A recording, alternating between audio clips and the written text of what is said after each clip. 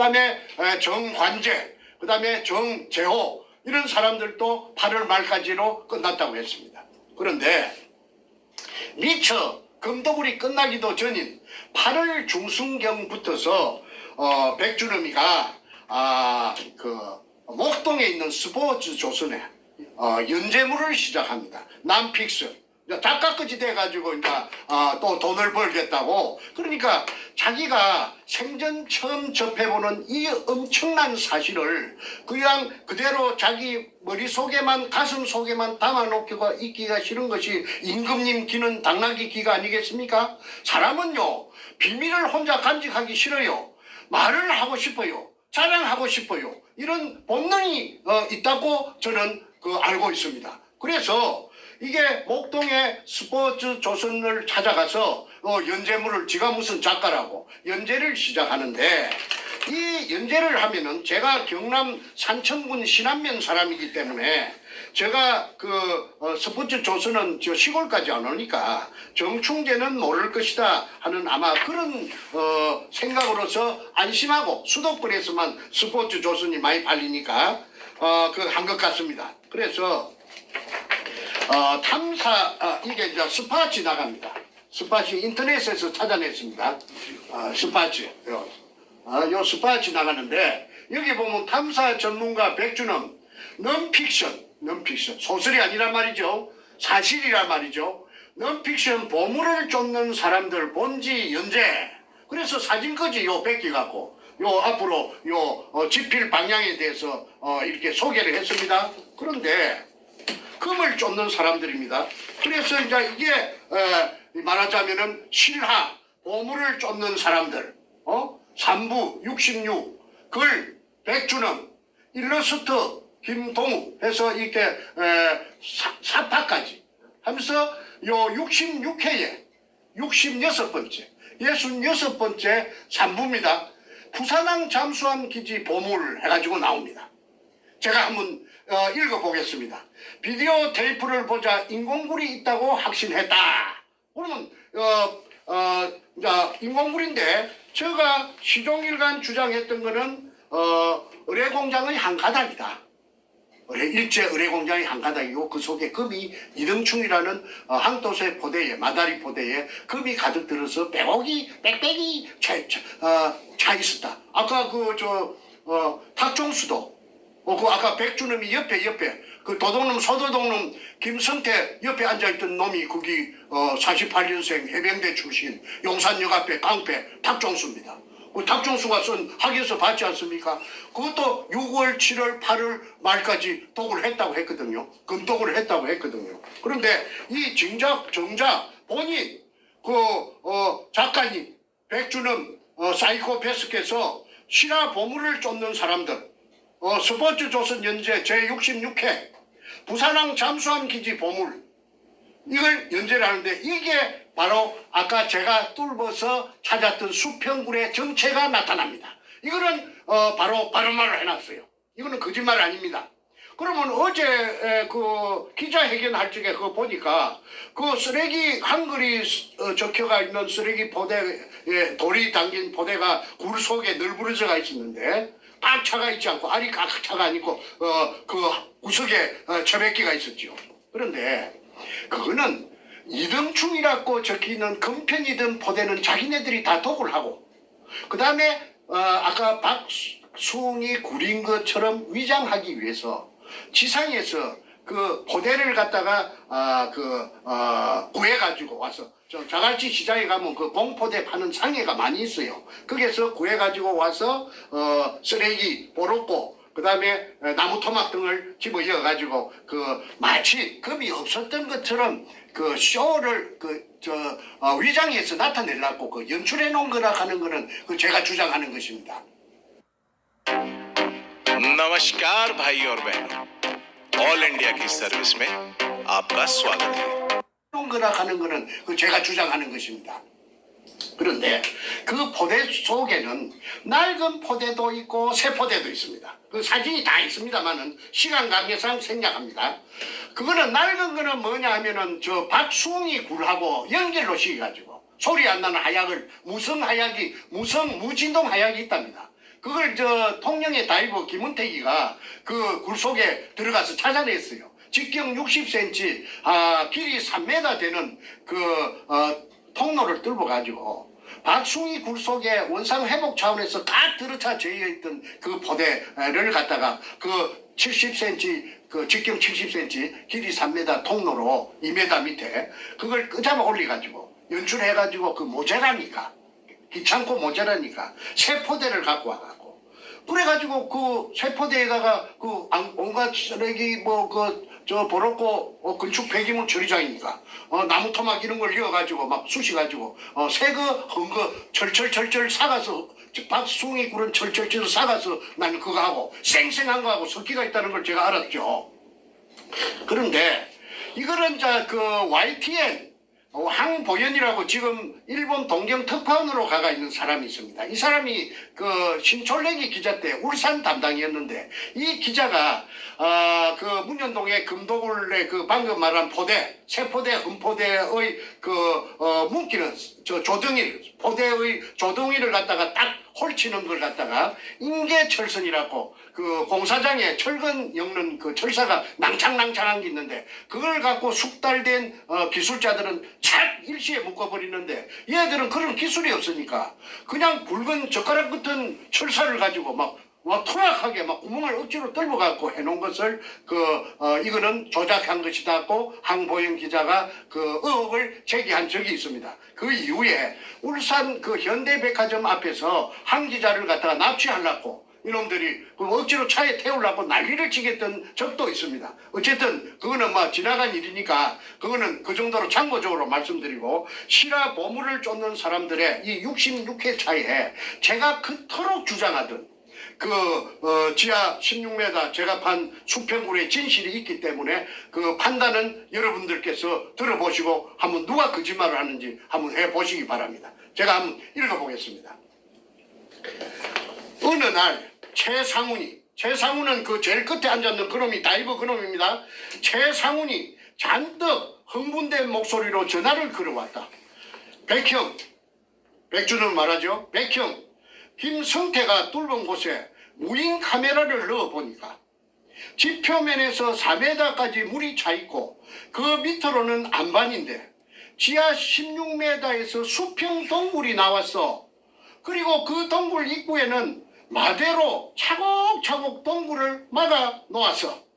차곡차곡 동굴 입구를 막아 놓았어. 그 공간이 없이 각 들어차져 있다는 말이죠. 30분 동안 카메라를 돌려가며 촬영했지만 자신의 생각으로는 과거 일본 군들이 파놓은 동굴 입구를 정확하게 관통한 것이 틀림없다는 것이었다. 다이브 어제 마이크 잡고 씨부리던 거짓말하는 그놈입니다. 그놈이 그렇게 백두목에게 전화를 걸어온 이게 이제 시발입니다. 또 수평 동굴이 나왔어. 틀림없다는 것이었다. 최상훈 같은 수중 발굴 전문가가 흥분해서 소리칠 정도라서 나 역시 지하 동굴의 실체를 믿어 의심치 않았다. 다음날 수중 촬영한 테이프의 복사본이 서울 내 사무실에 당도했다. 필자는 그때의 전율 어린 흥분을 잊을 수가 없다. 필자가 백주름이죠. 김성태가 직경 60cm로 시추한 곳에 최상훈이 잠수하여 촬영한 내용이었다. 최상훈이 들어갔습니다. 그래갖고 수중 카메라 촬영했답니다. 카메라는 지하 4m부터 매우 깨끗한 물속으로 서서히 내려가며 지상에 설치된 모니터로 하상을 전송했다. 동굴 전체에 물이 꽉 차 있었다. 카메라가 내려가며 찍은 청색 안반은 마치 태고의 신비를 벗겨주는 듯 푸르게 빛을 발하고 있었다. 약 5분 정도 내려갔을까? 갑자기 수평 동굴이 나타나고, 이제 16m 다 내려갔죠. 나타나고 그 앞쪽에는 수많은 마대가 차곡차곡 쌓여 있었다. 제 말하고 제 주장하고 똑같지 않습니까? 공간이 없이 거기가 일본 놈들이 재고 나간 끝입니다.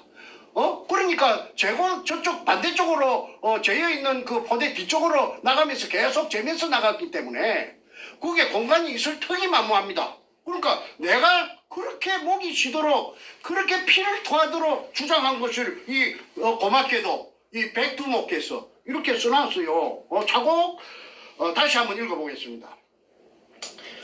그 앞쪽에는 동굴의 입구를 말합니다. 앞쪽에는 수많은 마대가 참 어지럽게 난잡하게 흐트러지게 쌓여 있는 것이 아니고 차곡차곡 쌓여 있었다. 질서정연하게. 어제 최상훈이 감격해서 소리친 문제의 그 장면이었다.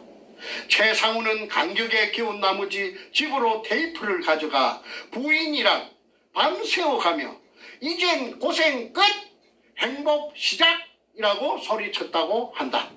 필자 역시 16m 안반 지하에 자연적으로 생긴 굴이 아닌 분명 인공굴이 존재한다는 사실을 더 이상 의심할 여지가 없었다. 마대를 차곡차곡 쌓아놓은 굴 입구 반대쪽은 큰 안반이 막고 있었다. 불현듯 일본 군들이 패전 후 도망가며 굴 입구를 폭파했던 흔적일 것이라는 생각이 스쳐 지나갔다.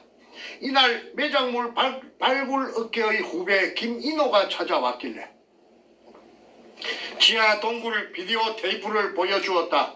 그 역시 벌어진 입을 다물지 못했다. 하지만 그 누가 짐작이나 했으랴.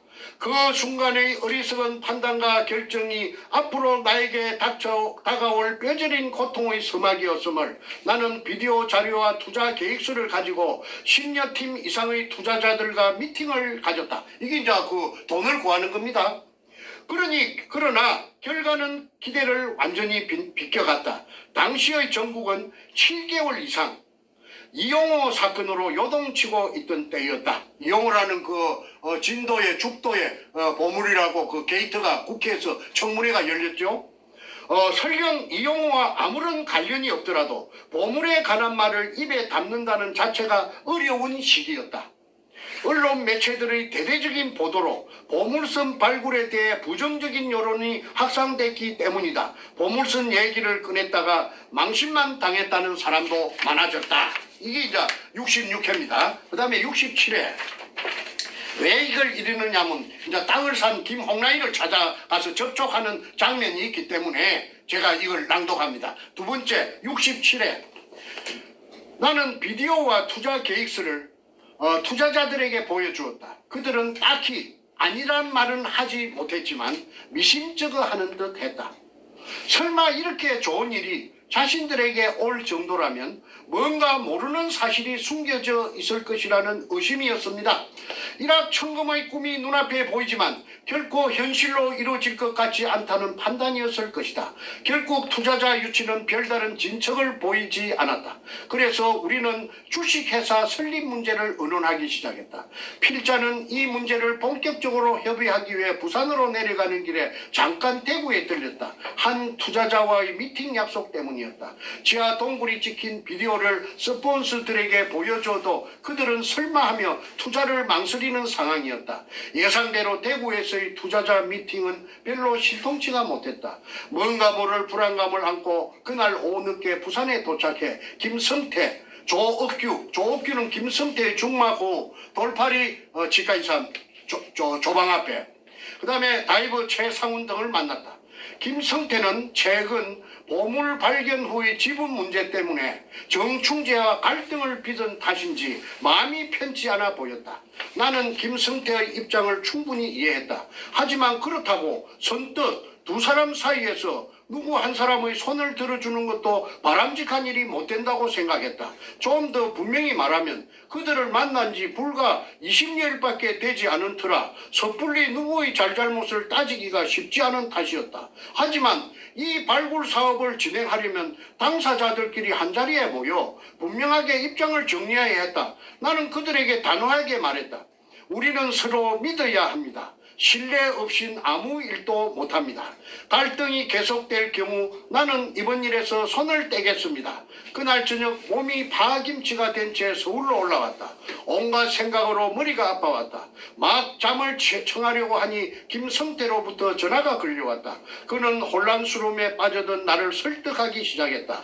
정충재의 발굴 지분은 약 20% 정도를 주는 것으로 해서 일단 주식회사를 먼저 만들자고 제의했다. 그동안 이 일을 도와주었던 모든 투자자들을 이사나 고문으로 영입해서 정상적인 발굴 작업을 벌린다면 문제가 없다는 논리였다.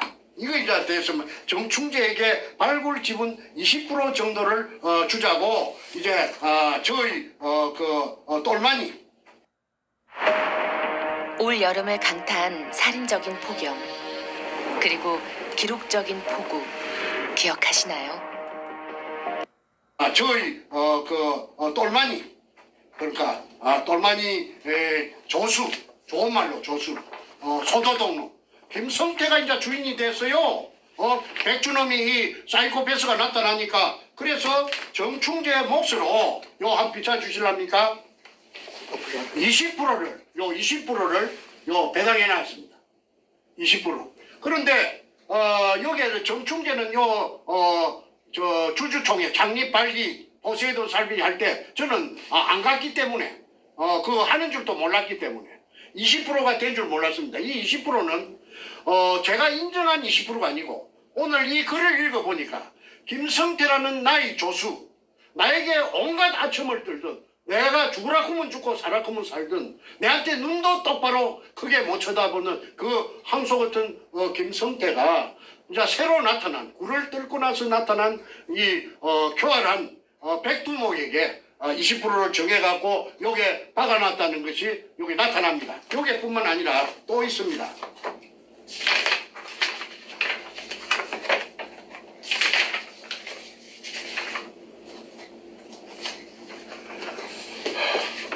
요 이제 한 장에 최종 주식 배분 및 주주 명단에 제일 처음에 정충재를 얹어놨습니다. 정충재에게 보유할 주식주 2,000주를 주고 비율은 20%. 그 다음에 비고란의 기존 발굴자 인정해놨어요. 제가 떨궜다는 걸 인정해놨어요. 기존 발굴자. 그런데 요게 보면은 요 밑에 막 저 도장이 찍혀가 있죠. 이게 참석한 아까 5월 13일 날 저 남포동 피닉스 호텔에 그 참석했던 그 참석자들 명단입니다.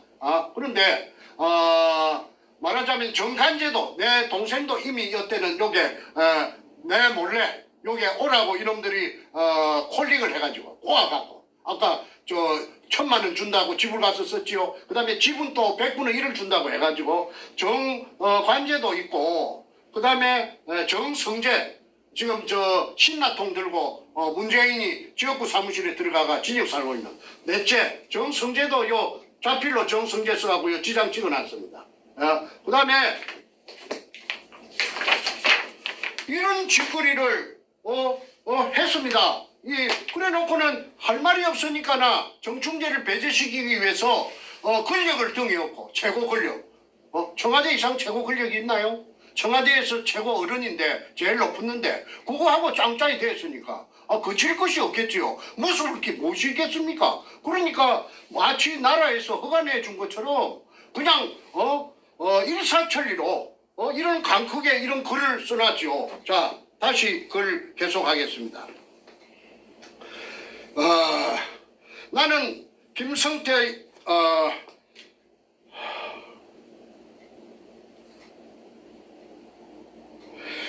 일견 일리가 있다는 생각이 들었다. 하지만 나는 대답을 주저했다. 그러니까 주저했다. 이 말은 김성태가 이렇게 하자 저렇게 하자 이제 모사를 끼미는 것을 백준엄이 처음에는 선뜻 응하지 않았다는 말입니다. 일단 그 자리를 벗어나고 싶은 생각이 우선이었다. 그로부터 며칠 동안 나는 정말 많은 고민을 해야 됐다. 또다시 실패한다면 인생에서 실패를 이놈이 무수해요. 그러니까 이 정충재를 배제시킴으로써 실패가 된다면 정충재가 만만치 않은데 실패가 된다면 이 인생에 이런 기회가 다시 올 수 있겠나 하는 그런 걸 갖고 고민했다는 말입니다. 그때 받을 상처는 나로서는 감내하기 힘들다는 생각이 미쳤다. 하지만 하루에도 몇 번씩 김성태의 중마고 돌팔이 치과의사 조옥규, 최상훈, 그 남포동 다이브 쇼업 하는 최상훈 등이 신천지 백화점 1층에서 번갈아 가며 날 설득했다. 아, 결국 나 이럴 수밖에 없구나. 또다시 나는 흔들리고 있었다. 그러니까 백주름이는 자꾸 새놈이서 조사대치니까 정충재를 대통령까지 뒤에 있는데 그 촌놈의 새끼 그 진주 사는 정충재 그 새끼 그거 팽식해버리자 이 말을 그렇게 최상훈, 조옥규, 김성태 서희서 백주름에게 이제 압박을 가한다는 말입니다. 이제 68회 세 번째입니다. 고민을 거듭하던 나는 결국 김성태 등의 간곡한 요청을 뿌리칠 수 없었다. 결국 그들의 요구에 따르기로 결정하니 한결 마음이 편했다. 물론 많은 어려움이 예상되지만 목적지까지만 가면 된다는 생각을 하니 자연스럽게 불면증도 해소됐다. 그렇게 잠도 못 잘 정도로 그 갈등을 겪었다는 말이죠. 어쨌든 당분간은 좀 더 참고 인내하기로 하였다. 한번 결심한 이상 나는 추진력 있게 일을 밀어붙여야 했다. 부산으로 내려가서 그동안 이 작업에 투자했던 모든 사람들을 모아달라고 했다. 이 사람들이 이제 그 죄를 잡아연 사기 피해자들이 됩니다. 총 20명이었다. 그 중에는 순박하기 이를 데 없는 시골 사람들도 있었다. 농사를 지으며 어렵게 돈을 모아 보물선 탐사를 도와준 이들이었다. 나는 최선을 다해 사업 계획을 설명했다. 그들은 나의 회사 설립 취지에 적극 지지해 주었다. 이에 힘을 얻은 나는 다시 한번 의욕을 키워가기 시작했다. 나는 또 다른 투자자를 유치하기 위해 동분서주했다. 평소 호영호재하며 8년간 만나온 이성우를 찾아갔다. 그는 서울 강남 신사동에서 부동산 전문회사를 경영하고 있었다. 이성우에게 그간의 상황을 설명하고 도움을 요청했다. 이틀 후 그는 자신의 오랜 비즈니스 파트너라며 나이가 70이 가까운 오남식 씨를 소개했다. 나는 일단 그에게 보물선 발굴에 대한 브리핑을 했다. 하지만 그의 반응은 심통치 않았다. 다음날 아침 함께 부산에 내려가기로 했다. 부산에 도착해 작업 현장을 직접 보여주었더니 마침내 그가 호기심을 보이기 시작했다. 나는 그에게 이 토지를 오 사장님이 구입해 주시면 2개월 후에 2배로 우리 회사가 재인수를 하고 2달 뒤에 배로 더블로 돈을 주겠다. 땅을 산 돈을 주겠다. 발굴 지분의 5%를 주겠다고 약속했다. 오남식은 연륜이 쌓일 대로 쌓인 부동산 전문가였다. 그는 지하 동굴에 카메라를 내려보내서 자신의 눈으로 직접 확인이 되면 곧장 내일 계약을 하겠다고 했다. 하지만 당시 상황에서는 카메라를 수직으로 시추한 굴에 내려보내는데 또 다른 장애물이 가로막고 있었다. 우리는 그 장애물을 제거해야 했다. 그래야만 오남석이 투자를 이끌어낼 수 있었던 것이다. 16m 물속 아래에는 쇠 파이프가 있고 이게 이제 정충재 들어올까 싶어서 장애물 박아놨던 그 쇠 파이프를 말합니다. 그 3개 아까 사진 보신 그 쇠 파이프 3개가 있고 한 개에 30g이나 나가는 30kg이나 나가는 쇠덩어리를 그렇게 쇠 파이프 3개하고 쇠덩어리까지 막 장애물로 박아놓은 것입니다. 정충재가 쳐들어올까 봐서 강력한 자석을 로프 끝에 묶어서 아까 제가 지람철이라고 말씀드렸죠. 마치 낚시하듯이 줄을 풀었다 감았다 하기를 새벽 3시까지 반복하였다. 모두들 허리가 아파서 절절 매면서도 악착 같은 심정으로 열심히 작업에 임했다. 기어이 무인 카메라를 내려보내고 지하 동굴 입구에 쌓아놓은 마대를 오남석 씨에게 확인시켜 주었다.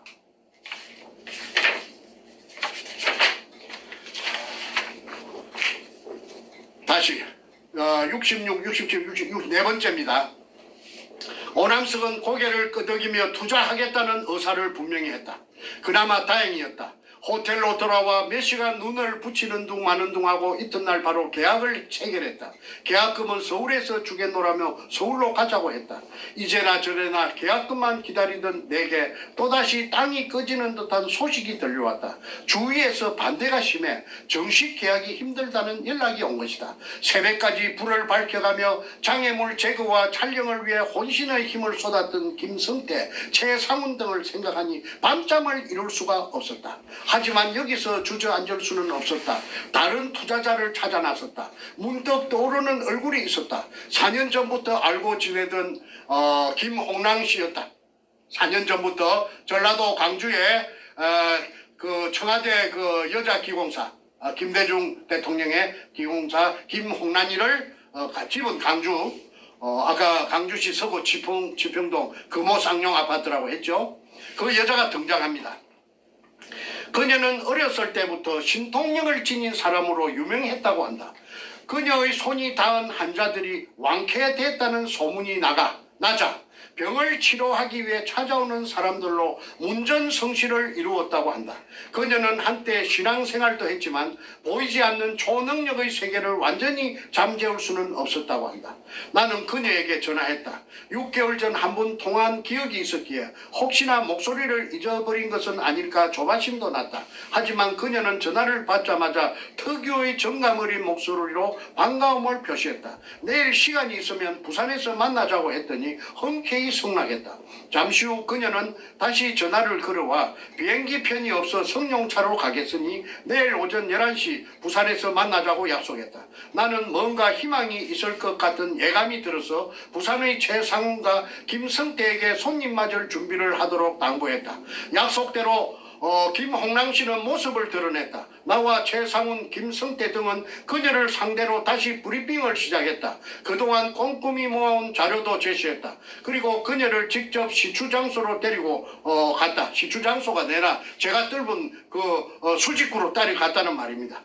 장소에 도착한 그녀가 해준 말은 다시 한번 나를 어리둥절케 했다. 내가 여기 있는 한 건설업체 회장님을 치료하기 위해 매주 부산에 오는데 꼭 이것을 지나쳐 가거든요.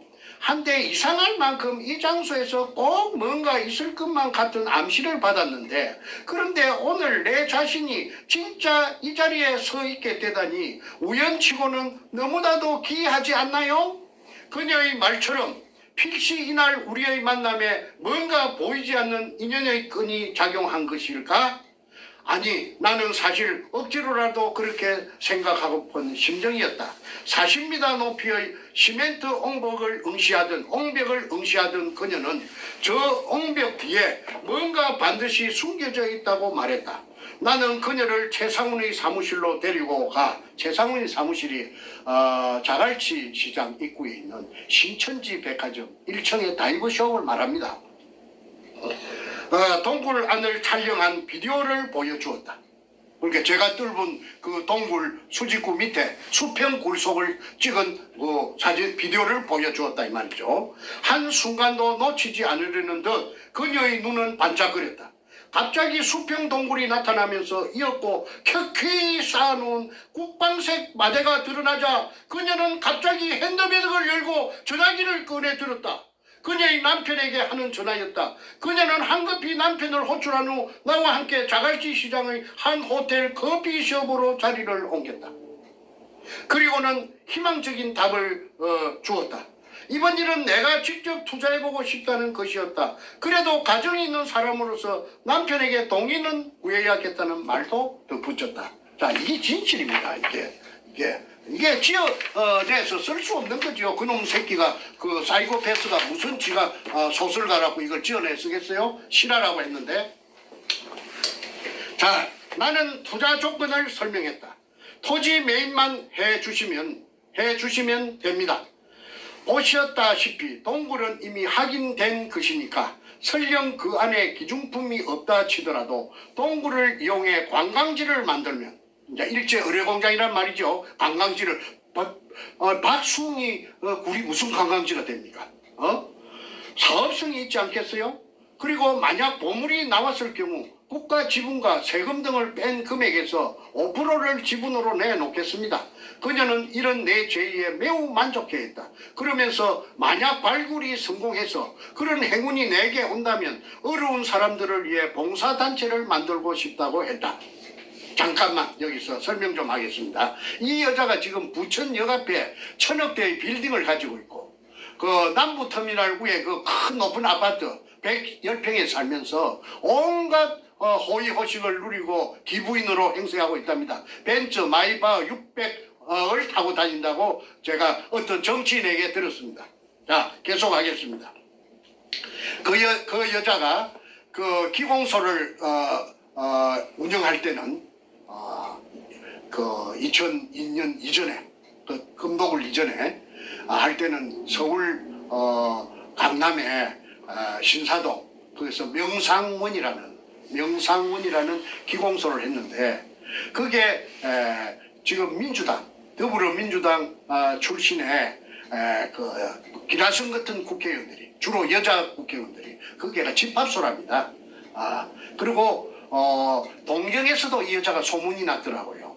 그러니까 돈이 없는 사람들은 상대하지 않고 아주 VIP들만이 상대를 하는데 이 여자가 그 업소 명상원에 일주일에 나흘 있고 3일은 자기 집이 있는 광주 서구 지평동 금호상용 아파트에 있다가 4일은 서울 3일은 광주 하는데 그때 어떤 정치인이 그 이름 들미면 다 압니다마는 그 정치인이 이 여자에게 기공 수련을 한 2년 반 정도 받으러 다녔기 때문에 이 여자를 잘 안답니다.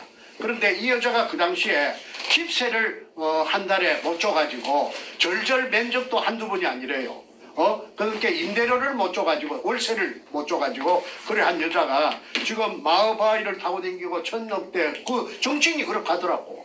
저 부천역 앞에 1000억대 2000억대짜리 빌딩을 갖고 있고 그 다음에 그 110평짜리 그 금호 아시아나 아니 저 남부 터미널 위에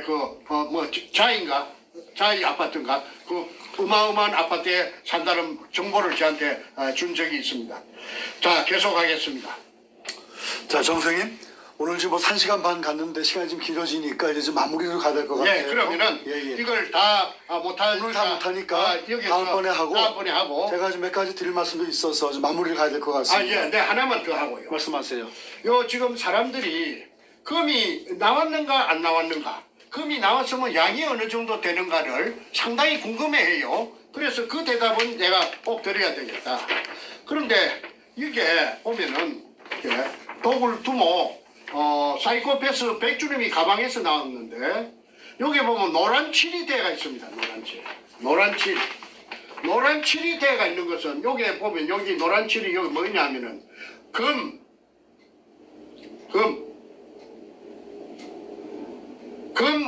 본목이 노란색으로 되어 있습니다. 이거는 공업용 보석 다이아몬드고 그 다음에 뭐 이게 품종 미상도 있고 수원도 있고 뭐 여러 가지 있는데 어쨌든 이 금이 노란 색깔은 전부 금입니다. 그러면 1공장에서부터서 5공장까지 금이 고르게 분포되어 있는데 이 금을 얘들이 내가 판 군형은 요겁니다. 수직구 요리 통해 갖고 요게 돌아다니면서 해골로 세어봤는데 물로 빼내고 나서 해골로 백주놈이 직접 세어봤답니다. 세어봤는데 980개라고 그 말이 과천에 사는 대구 사람 아무개 씨가 저에게 백주놈이하고 직접 들었다고. 백주놈이 잘 아는 사람, 형님 동생 아는 사람인데 백주놈이가 직접 말하더라. 980개라고. 그걸 들은 사람이 여럿이 있습니다. 만약에 앞으로 입증을 할 때가 있으면 그 사람들이 다 정인이 돼 줄 거라고 보고 그 사람들이 확인서도 써줬습니다. 자, 그 다음에 이진된 부분은 다음 시간에 하기로 하고 오늘 시간이 많이 갔기 때문에 오늘은 여기서 일단은 시간이 그렇게 빨리 흘렀나요? 제 언급하는 건 설명은 그만하기로 하고 질문을 받아보겠습니다. 자, 정 선생님 오늘 제가 이제 마무리하는 차원에서 몇 예. 가지 질문을 드리고 예. 저도 드릴 말씀이 좀 있고 하니까 예. 오늘은 제가 이제 같이 하려고 그러다가 정선생님께서 그 백준홈 기자회견을 본 이후에 워낙 거짓말이 많고 예. 또 정확한 사실을 국민들이 알게 해야 되기 때문에 예. 정확한 그 거짓에 대한 예. 설명과 네. 그 다음에 증거를 제시하는 그런 시간을 갖고 있습니다. 자, 일단은 그 어저께 나온 그 백준홈의 재산 비포 앤 애프터는 우리가 방송을 했는데 그 방송에 올라온 그 댓글 중에 제가 중요한 댓글을 제가 하나 좀 읽어드리고 그걸 질문으로 드리겠습니다. 답을 좀 주시면 감사하겠습니다. 예.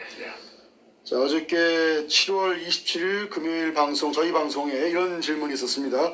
김필영 씨라는 분이 쓰신 글인데, 정 선생님, 어뢰공장 금을 직접 정 선생님 눈으로 확인 못 하셨는데, 그 안에 금의 양을 확언하시는 부분 설명이 필요합니다. 그리고 징용당해 어뢰공장 인부로 일하다 돌아가신 분들의 유골의 숫자 증거도 확인되신 부분 설명 부탁드립니다. 끝까지 진실하게 임해주세요. 두 분 수고 많으십니다. 자, 금의 양에 대한 확인과 유골 숫자 증거 확인. 그 자료에 혹시 있거나 있습니까? 네, 제가 말할게요. 그 증거도 좀 보여주시면서 설명해 주십시오. 첫째, 이 리차드 로리스라고 그 미 CIA 극동 담당 책임자가 있습니다. 그분이 제 말만 듣고 금 찾는 계약을 하고 금 찾는 작업을 2년 반 동안이나 저하고 할 리가 만무하겠죠. 그분이 나중에는 국방성 동아태 담당 부차관보까지 하신 분인데 대단한 분이 계십니다. 그런데 그분하고 저하고 사이에 그 비밀 계약을 한 서류가 문건이 있기 때문에 일단 이것부터 먼저 보여드리고 부수적으로 설명하겠습니다. 이거는 이게 인천에 영암모자 인천방송 주주 일대 주주 백성학 씨도 여기에 사인이 되어 있습니다. 그거는 책에 다 공개가 되어 있기 때문에 그런데 이게 이제 CIA가 뜬금없이 왜 여기 나오느냐면 CIA가 아시다시피 제일 세계에서 정보를 많이 아는 그 정확한 정보를 아는 근데 이분은 중국에서 일본 군들이 약탈했다는 것을 45년 5월 한 달 동안 이걸 알아내 가지고 한국에 30년 내가 만날 당시에 거슬러서 30년 전에 한국에 이거 찾으러 왔답니다. 그래서 내하고 그 50대 50의 지분으로 계약을 했죠. 그 계약서를 작성했던 변호사가 내가 구멍을 팠던 부산시 남구 문현동 그게 국회의원이었던 김무성이의 처남 김무성이의 처남 최양일입니다. 김무성 마누라의 오빠. 그 사람이 미국에서 대학을 나왔는데 이분이 나에게 소개를 해서 만나는 것이 리차드 로리스였습니다. 그래서 이 사람들이 CIA가 아무 근거 없이 2년 반 동안 저하고 이런 계약을 해가지고 50대 50으로 하진 않습니다. 그런데 이 계약이 끝까지 가지 못했던 것은 2011년이라고 기억됩니다. 미국 뉴욕에 그 맨하탄에 그 무역센터가 그 오사마 빈 라덴이 조종하는 그 비행기가 그 건물에 들어가면서 그 큰 사고가 났죠. 그것 때문에 그 1년간 그 딜레이 연기하자는 그 미국의 그 엄청난 재앙이 왔으니까 그걸 제가 거절을 했기 때문에 그 미국 사람들하고 2년 반 만에 끝이 났고 제가 독자적으로 그런 과정이 있었기 때문에 독자적으로 그 다음 해 3월 2일 날 제 혼자 힘으로서 그 수직구를 완성했었고 그 다음에 이제 금을 봤느냐 했는데 그 금을 제가 봤죠. 이 책 속에 책을 안 읽어보신 것 같은데 이 책 속에 백준홈이 도굴 두목의 호주머니에서 나온 250 50g짜리 금편의 사진이 게재가 되어 있습니다. 그래서 그 금을 금덩어리를 호주머니에 이어가 당겼던 이유는 아마 투자자를 모집하려면 금을 보여줘야 되니까 그래서 금덩어리를 그 호주머니에 이어가 있다가 피의자가 조폭들에게 뭐 긴 이야기는 그 번거로우니까 생략합니다. 조폭들에게 납치를 당해가지고 지리산까지 가게 됩니다. 그때 내가 마루에 올랐을 적에 이 사이코패스를 낚아가지고 들어가지고 아주 왜소하니까 들어가지고 이게 그 250g짜리 금편입니다. 100주름이 소지했던 금편 설명을 했죠. 요 두께는 사진을 찍을 수가 없었죠. 그러니까 이 50g짜리 이거는 250g짜리입니다. 250g짜리, 500g짜리 그 세 가지 종류가 있었고 이걸 은행에서 돈처럼 예금도 하고 인출도 하고 또 암시장에서 굉장히 선호하는 그런 야미로 거래가 됐던 그런 사실도 제가 다 알아냈습니다. 그러니까 이 세 가지 종류의 금이 일본 군들이 중국의 은행을 털어가지고 그 항토색 마다리 포대 속에 이어가지고 잠수함 26척에 싣고 왔다고 잠수함 이름까지도 아까 CIA 리차드 로리스 씨께서 다 찾아냈습니다. 그러니까 책도 읽어보시지 않고 앞전에 수없이 찍은 그 프로를 보시지 않았기 때문에 그런 의아심이 있는 것 같은데 더 이상 길게 설명을 하지 않겠습니다. 금이 없었다면은 이런 사건이 지금까지 연결돼 가지고 끊어지지 않고 지금까지 흘러올 수가 없는 거 아니겠습니까? 아까도 말했다시피 땅을 왜 삽니까? 땅을 말만 믿고 땅을 삽니까? 눈으로 확인하지 않고 땅 몇 푼 주고 사는 게 아니잖아요. 그 다음에 또 하나는 유골이 있느냐 없느냐 거기에 대해서 설명을 그 질문을 해왔기 때문에 설명하겠습니다.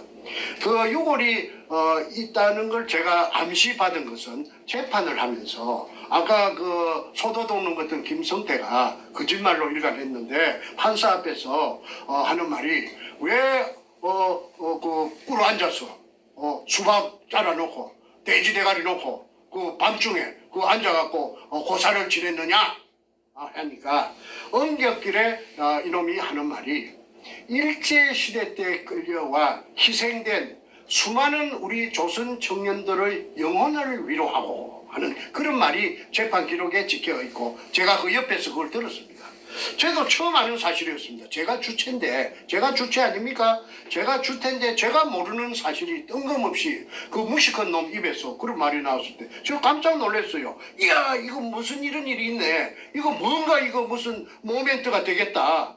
그래서 그날 재판을 받고 구치소에 돌아와서 아이고 이제 살았다. 유골이 그 산팀같이 있는 것 같다 생각하고는 수많은 조선 청년들의 원혼을 위로하고 말이 나왔습니다. 이것만 부각하면은 살겠네. 이래가지고 만세를 불렀던 기억이 생생합니다. 그 후에 동으로 서로 남으로 북으로 다니면서 사방 알아봤지만 어디 알아볼 데가 없었는데 어느 날 내가 얼마 전에도 방송에서 이야기했습니다. 자다가 가위가 눌려가지고 새벽에 깨가지고 멍청하게 앉았는데 텔레비를 켜니까 밑에 자막이 지나가는데 태평양 전쟁 무슨 어쩌고 저쩌고 지나가서 그 다시 한참 만에 글자가 돌아오는 것이 뭔가 본진 게 태평양 전쟁 생존자 협회라 하는 데가 자막이 뜨더라고. 그래서 그 다음날 그 전화로 114에 물어가지고 그 할아버지들이 봤는데 종로 어디라고 하더라. 삼가 어디라고 하더라. 그리고 그 찾아가서 내가 선태수라는 그 80이 넘은 그 당시에 그 회장님하고 이제 앉아서 대화를 합니다. 아니 나를 어떻게 찾아왔어? 아니 저는 요 태평양 전쟁 생존자 협회 그런 단체가 있는 줄도 몰랐는데 오늘 그렇게 알고 내가 불가실히 찾아온 것은 내가 궁금한 게 있었습니다. 말해보시오. 아니 부산 문현동에 일제 의뢰공장이 있고 그게 근무하던 무슨 사람들이 혹시 회장님이 아시는 사람이 알 수가 없는가요? 했더니 그분의 눈에서 갑자기 그 큰 눈물 방울이 두세 방울, 세 방울, 네 방울인가 모르겠습니다. 투둑 떨어지더라고. 그래서 내가 무슨 그 실수를 했는가 싶고 깜짝 놀라서 아니 왜 그러십니까 하니까 아이고 좀 한 서너 달 전에만 좀 찾아오지 와 인자 왔네. 그게 뭔 말입니까? 아니 내 친구 그 진동식이라고 그 중마고우가 있는데 1920년생. 그런데 내 친구가 그 부산 문현동에서 의뢰공장을 일제 때 팠다. 어떻게 팠느냐 하면은 진해 해군부로 징용영장을 받고 끌려갔는데 한 동네 청년 3명이 대구 뭐 대봉동인가 어디서 갔는데 이 진동식 씨는 그때 결혼 6달 됐을 때 새 신부를 그 집에 남겨놓고 이제 징용영장 받았으니까 진해 해군부로 갔다 이 말이죠. 그런데 6달 뒤에 그 뭐 6달인가 5달 뒤에 첫 아들이 태어났는데 그 아들이 43년생 속초에 계시는 진아무개 씨입니다. 제 이름은 제가 앞전에 밝혔는데 혹시 그분에게 누가 될까 싶어서 진아무개 씨라고 합니다. 그런데 이분이 그 6달 된 갓난쟁이를 얻고 면회를 하고 싶어서 그 부대에다가 편지 온 부대에다가 부대장에게다가 면회를 하고 싶다고 아들을 낳았으니까 아들을 애비가 봐야 될 거 아니냐. 그랬더니 면회를 오라고 하더랍니다. 면회를 언제 오느냐면 한 달에 면회가 한 번밖에 안 된다. 그것도 보름날 달이 밝은 날을 제일 밝은 한 달 중에 제일 밝은 밤을 보름밤이라고 하죠. 그 보름밤에 면회가 한 번밖에 안 되니 돌아오는 보름인 몇 년 몇 월 며칠 날 낮에 몇 시까지 그 통제부 해군 통제부 앞으로 오너라 지내. 그래서 그 아기를 얻고 대구에서부터 가니까 전국 각지에서 그 면회 온 사람들이 한 40~50명 되더랍니다. 그러니까 밤이 해가 꼴까닥 질락하니까 조금 어두워질락하니까 부대 안으로 들어오라고 하더니 따라 들어가니까 부두가 있고 바다가 있고 그 바다에 배가 한 2척 엔진을 걸어놓고 작은 배가 있더랍니다. 그래서 그 배를 타고 밤바다를 한 2시간 정도 휘황찬란한 보름달이 비추는 밤바다를 어딘 줄도 모르고 타고 갔는데 그게가 지금의 칠부두 앞인 문현동 바로 의뢰공장 있다는 그 옹벽 바로 바닷가입니다. 그래서 어떤 지정해 주는 텐트 안으로 들어가니까 들어가서 기다리니까 그 진동식 남편이 왔더랍니다. 그래서 남편이 하는 말이 저 건네 아들도 안아보고 처음으로 안아보고 저 건네 불빛이 바다 위에 희망찬란하게 출렁이는 그거가 부산이다. 여기는 부산이 아니고 동래군 서면 우합니다. 그리고 내가 저 뒤에 나저막한 산, 그거가 이제 현장입니다. 그 산 근처에 그 옹벽입니다. 나저막한 산 밑에 굴을 파는데 의뢰공장이다. 그 의뢰공장 속에 약 1000명이 3교대로 굴을 하루 종일 굴을 파고 있는데 나는 하약 발파 기술자이기 때문에 그중 월급도 많이 받고 대우도 좋다. 먹는 것도 다 차별이 나고 자는 것도 차별이 난다. 그러니까 걱정하지 말아라. 그래서 진봉술 여사께서 지금은 고인이 되셨습니다마는 부산 문현동에 자기 남편을 갓난쟁이 그 아들 지금 70대 중반이 훨씬 넘었죠. 진영한 씨를 얻고 면회 갔던 것을 진영한 씨도 어른들한테 들은 걸 그대로 내한테 증명했고 자필로서 그 다음에 진영한 씨는 금봉술 씨는 초롱 같은 기억력으로 제게 자필 사실 진술서를 썼습니다. 여기 있습니다. 이거는 강원도 속초시 조양동 상원주택 나동 202호 금봉술 22년생 남편은 20년생. 그걸 제가 한번 읽어보겠습니다. 이거는 위에 이 사진 있는 이거는 그 굴을 팠던 그 20년생 진동식 씨의 일제강제연행 한국생존자협회 회원가입 원서입니다. 그래서 요 일본에서 그 바약 발파시에 돌이 날라와서 그 눈알이 하나 파열돼 가지고 장애인 시각 장애인으로 평생을 사시다가 내가 저 손태수 회장님 만나기 뭐 3달인가 4달 전에 돌아가셨다고 하죠. 그 부인인 금봉술 할머니께서 써준 그 사실 확인서, 그 면회 같은 그걸 내가 한번 읽어보겠습니다.